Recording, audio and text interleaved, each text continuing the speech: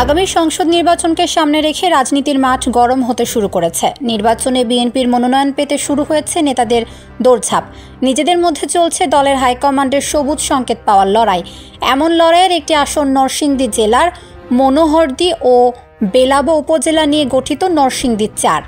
ধানের শেষের টিকিট পেতে মাঠে নেমেছেন ৩ হেভিওয়েট নেতা।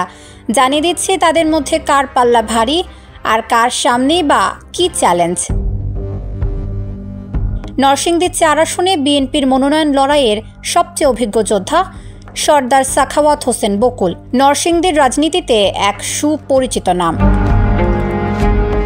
১৯৯১ ও ২০০১ সালের নির্বাচনে এই আসন থেকে সংসদ সদস্য নির্বাচিত হয়েছেন। একসময় এলাকার উন্নয়নে জড়িয়ে আছে তার নাম। বিএনপি তৃণমূল কর্মীদের সাথে তার রয়েছে নিবিড় যোগাযোগ। মনোহরদী বেলাবোর বিএনপিকে সংগঠিত করতে তার ভূমিকা অনস্বীকার্য। তার সমর্থকরা মনে করেন ভোট যুদ্ধে প্রতিপক্ষকে ঘায়েল করার কৌশল তার জানা। টেলিভিশন টকশোর পরিচিত মুখ, ছিলেন আওয়ামী লীগ সরকারের কঠোর সমালোচক। তবে মুদ্রার অপর পিঠও রয়েছে। ২০০৭ সালের সেনা সমর্থিত তত্ত্বাবধায়ক সরকারের সময় সর্দার সাখাওয়াত বকুল ছিলেন বিএনপির সংস্কারবাদী অংশের একজন। এ কারণে দলের হাইকমান্ডের সাথে সম্পর্ক খানিকটা শীতল। এ কারণে ২০০৮ সালের নির্বাচনে দলের মনোনয়ন পাননি, তবে কখনো দল ছেড়ে যাননি। তাই ২০১৮ সালে আবারও তিনিই পেয়েছিলেন বিএনপির মনোনয়ন। বর্তমানে নতুন প্রজন্মের ভোটারদের সাথে তার যোগাযোগ কিছুটা ভাটা পড়েছে বলে মনে করেন সমালোচকরা। এছাড়া তিনি বয়সের ভারে কিছুটা মন্থর, মাঝে মধ্যেই অসুস্থ থাকেন। বিএনপির মনোনয়ন দৌড়ের দ্বিতীয় নাম অবসরপ্রাপ্ত কর্নেল জয়নাল আবেদিন।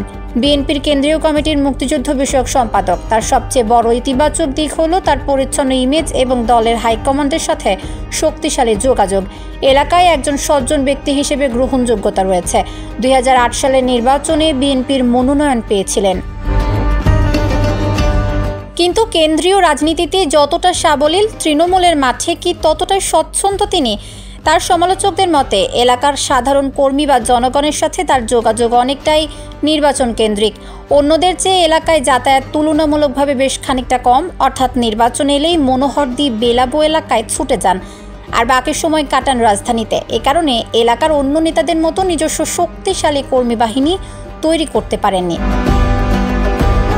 এই ২ বর্ষীয়ান নেতার মাঝে তারুণ্যের প্রতীক হয়ে উঠেছেন আব্দুল কাদের ভূঁইয়া জুয়েল। জাতীয়তাবাদী ছাত্র দলের সভাপতি ছিলেন, স্বেচ্ছাসেবক দলের সাধারণ সম্পাদকও হয়েছেন। বর্তমানে বিএনপির স্বেচ্ছাসেবা বিষয়ক সহ সম্পাদক। তার শক্তি হলো বিশাল তরুণ কর্মী বাহিনী এবং উদ্যম। বিএনপির হাইকমান্ডের কাছে রয়েছে তার ইতিবাচক ইমেজ। তবে কেন্দ্রীয় রাজনীতিতে যতটা শক্তিশালী ছিলেন, স্থানীয় রাজনীতিতে এখনও সে অবস্থান তৈরি হয়নি। প্রতিপক্ষ ২ প্রার্থী আগে নির্বাচনে অংশ নিয়েছেন। সেখানে আব্দুল কাদের ভূঁইয়া জুয়েলের বড় কোনো নির্বাচনে প্রতিদ্বন্দ্বিতার সরাসরি অভিজ্ঞতা নেই। এছাড়া দলের সিনিয়র নেতাদের ডিঙিয়ে তার মনোনয়ন পাওয়াটা অভ্যন্তরীণ কোন্দল তৈরি করতে পারে বলেও আশঙ্কা রয়েছে। তাহলে বিএনপি কোন পথে হাঁটবে? বকুলের অভিজ্ঞতা, জয়নালের ক্লিন ইমেজ ও কেন্দ্রীয় আস্থা, নাকি জুয়েলের তারুণ্য ও সাংগঠনিক শক্তি? বিশ্লেষকরা বলছেন সিদ্ধান্তটি সহজ হবে না। স্থানীয় বিএনপির কোন্দল না বাড়িয়ে সংগঠনকে ঐক্যবদ্ধ রাখার কথা বিবেচনা করে দলের হাইকমান্ডকে চূড়ান্ত সিদ্ধান্ত নিতে হবে। তাই নরসিংদী ৪ আসনে কার হাতে উঠবে ধানের শীষের ঝান্ডা তা জানতে অপেক্ষা করতে হবে আরও কিছুদিন।